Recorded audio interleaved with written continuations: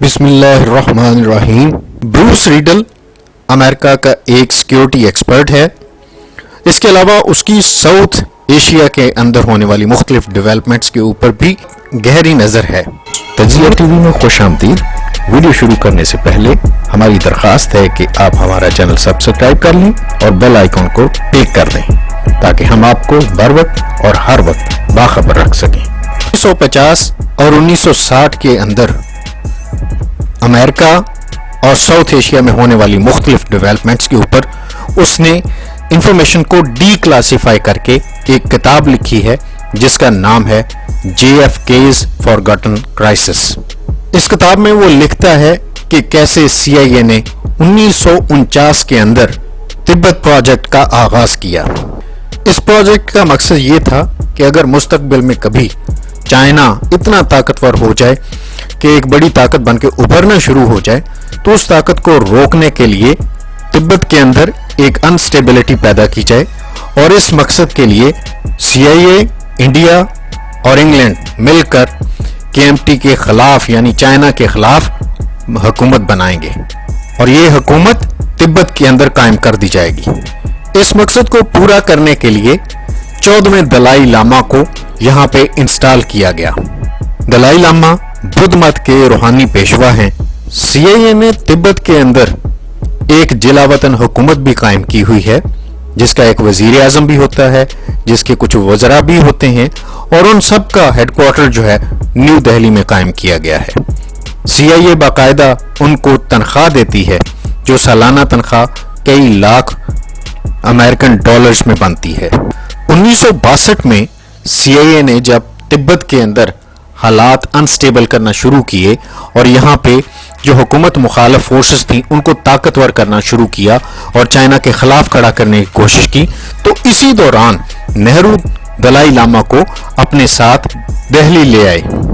یہ وہی دور ہے جب امریکہ اور رشیا کے مابین کیوبن میزائل کرائسس اپنے عروج پر تھا۔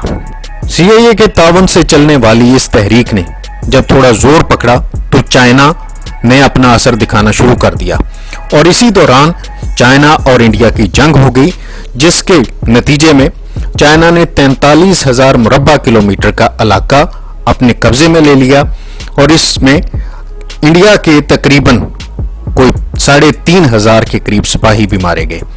جو علاقہ چائنا کے قبضے میں چلا گیا اس علاقے کا نام اکسائی چین ہے۔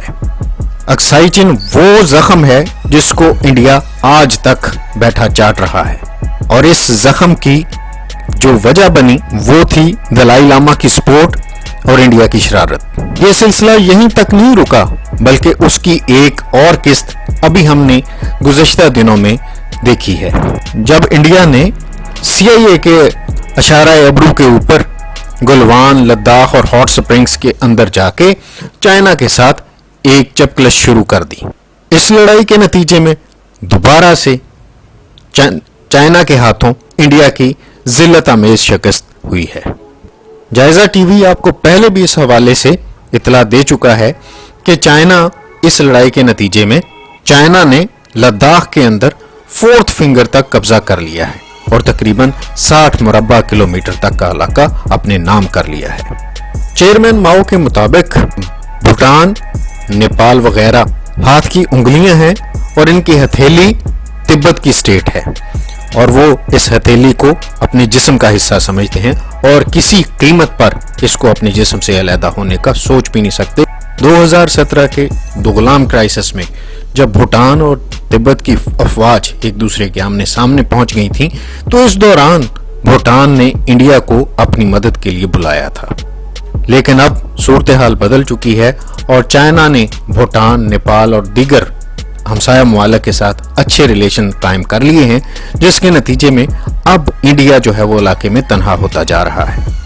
2017 میں جب چائنا چکن نیک کے قریب پہنچ گیا تھا تو اس وقت انڈیا کو یہ خطرہ ہو گیا تھا کہ چکن نیک کے اس پار موجود 7 ریاستیں انڈیا کے ہاتھ سے نکل جائیں گی اور وہ چائنا کے ساتھ اشتراک کر لیں گی۔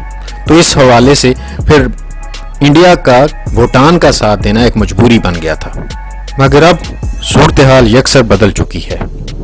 سو مچ سو کہ اب इंडिया ये सोचने पे मजबूर हो गया है कि अगर चाइना ने अपना सख्त रवैया अपना लिया तो इसके नतीजे में बरहमपुत्रा और गंगा जमुना जो कंबोडिया से निकलते हैं और चाइना से होते हुए इंडिया में पहुंचते हैं, तो उनके पानियों पर भी अगर चाइना ने कोई रुकावट बांध दी तो फिर इंडिया पानी की बूंद बूंद को तरस जाएगा। 1949 में शुरू किया गया CIA का तिब्बत प्रोजेक्ट अभी तक नाकामी का सामना कर रहा है, बल्कि इसके नतीजे में इंडिया ने हमेशा नुकसान उठाया है। 1962 में भी अपना एक बहुत बड़ा इलाका अक्साई चिन चाइना के हाथों गंवा चुका है। उसके बाद अब 2020 के अंदर उसने लद्दाख का एक बहुत बड़ा इलाका जो है चाइना के हाथों खो दिया है, जिसकी वजह से RSS की इंतहा पसंद जहनियत का भी मुख्तलिफ हुकूमतों पर हमेशा दबाव रहा है। इंडिया ने इलाके में मुख्तलिफ ममालिक के साथ प्रॉक्सीज भी लड़ी हैं और डायरेक्ट भी जंगें लड़ी हैं, लेकिन अभी तक उसको कोई भी कामयाबी हासिल नहीं हुई है। दलाई लामा की वजह से, CIA की वजह से उसने चाइना के साथ भी मत्था लगाया है, लेकिन इसके नतीजे में हमेशा उसको एक बहुत बड़े नुकसान का सामना रहा है। CIA का तिब्बत प्रोजेक्ट अभी तक कामयाबी से हमकिनार नहीं हो सका है। अब देखना यह है कि इंडिया कब तक दलाई लामा की मेजबानी करता है और कब तक नुकसान उठाता रहता है। हमारी दरख्वास्त है कि आप हमारा चैनल सब्सक्राइब कर लें और बेल आइकॉन को क्लिक कर दें ताकि हम आपको बर वक्त और हर वक्त बाखबर रख सकें।